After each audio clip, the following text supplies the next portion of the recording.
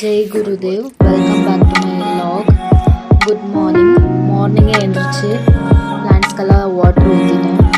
இப்போது கிச்சன் கொஞ்சம் மெஸ்ஸியாக இருக்குது, க்ளீன் பண்ணலாம். ஸோ இப்போ டீ போடணும். வாங்க டீ போடுறதுக்கு பால் காய வைக்கலாம். அப்படியே போயிட்டு துளசி பிச்சுட்டு வரலாம். ஸோ இந்த சைடு இருக்கிற துளசி வந்துட்டு எங்கள் அப்பா பூஜைக்கு யூஸ் பண்ணாங்க. ஸோ அதை விட்டுட்டு இந்த சைடு இருக்கிற துளசியை பிச்சுக்கிறேன். டீயில் வந்துட்டு துளசி போட்டால் ஸ்மெல் நல்லாயிருக்கும், அப்புறமா ஹெல்த்தி கூட. ஆக்சுவலி டீ குடிக்கிறது not good for health. So கொஞ்சம் நம்ம மினிமலாக ஹெல்த்தியாக பண்ணலான்னு பார்க்கலாம்.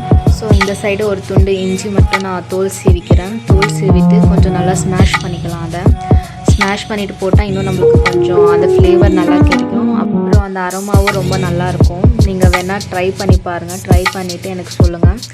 கொஞ்சம் நாங்கள் சுகர் ஆட் பண்ண மாட்டோம், ஜாக்ரி தான் எங்கள் வீட்டில். வடி கட்டிட்டு டேஸ்ட் பண்ணுறதுக்கு ரெடியாக இருக்குது. ஸோ மார்னிங்கே ஒரு கப் டீ கொடுத்துட்டேன். ஸோ இன் பிட்வீன் என் தம்பி வந்துட்டு இப்படி வம்பிழுத்துட்டு இருப்பான். நைட்டு எங்கள் அம்மா மாவு ரெடி பண்ணிட்டு இருந்தாங்க. என் தம்பி இன்னும் தூங்கிட்டே இருக்கான். ஸோ மேங்கோலாம் ரெடி பண்ணிவிட்டு கட் பண்ணுறதுக்கு மாவு நல்லா பொங்கி இருந்துச்சு. ஸோ மார்னிங் பிரேக்ஃபாஸ்ட்டுக்கு தோசை சுட்டுன்னு இருக்கேன். லைக் நானும் தம்பி வீட்டில் தான் இருப்போம். நாங்கள் லேட்டராக பண்ணிப்போம். அப்பாவுக்கும் அம்மாவுக்கும் தான். மாவு நல்லா பொங்கி இருந்துச்சு. ஸோ தோசைவும் நல்லா வந்துச்சு. எல்லாருக்கும் தோசை சுற்றிட்டு டிஃபன் பாக்ஸ் கட்டிட்டு பண்ணோம்.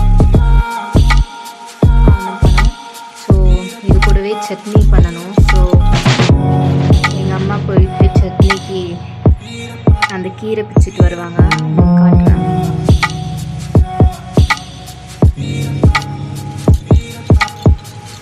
ஸோ இதுதான் அந்த கீரை. அதுக்கு வெங்காயம் தக்காளி எல்லாம் கட் பண்ணிவிட்டு ரெடி பண்ணிட்டேன். லைக் அது வந்து கையில் அரிக்கும். ஸோ எண்ணெய் போட்டு பண்ணால் கொஞ்சம் பெட்டராக இருக்கும். ஒரு சைடு அரிசி ரெடி ஆகின்னு இருக்குது ரைஸுக்கு. எண்ணெயில் கடுகு சீரகம் உளுந்து கடலைப்பருப்பு வெங்காயம் அதுக்கப்புறமா சில்லி க்ரீன் சில்லி இருந்தாலும் போட்டுக்கோங்க. லைக் அந்த கீரை ஃபஸ்ட்டே போட்டிருக்கணும், நான் மறந்துட்டு சரின்ட்டு இப்போது ஃப்ரை பண்ணின்னு இருக்கேன். கொஞ்சமாக மஞ்சத்தூள் போட்டுக்கோங்க. நல்லா வதங்கினதுக்கப்புறமா தக்காளியை போட்டு நல்லா வதக்கோங்க. தேவையான அவ்வளோ உப்பு போட்டு கொத்தமல்லி போட்டு எடுத்துக்கோங்க. எங்கள் அப்பா அதுக்குள்ளே குளிச்சுட்டு வந்து சாமி கும்பிட்டாங்க. ஸோ அது ஆறுனதுக்கப்புறம் மிக்சியில் போட்டு கிரைண்ட் பண்ணிட்டா சட்னி ரெடி ஆகிடும்.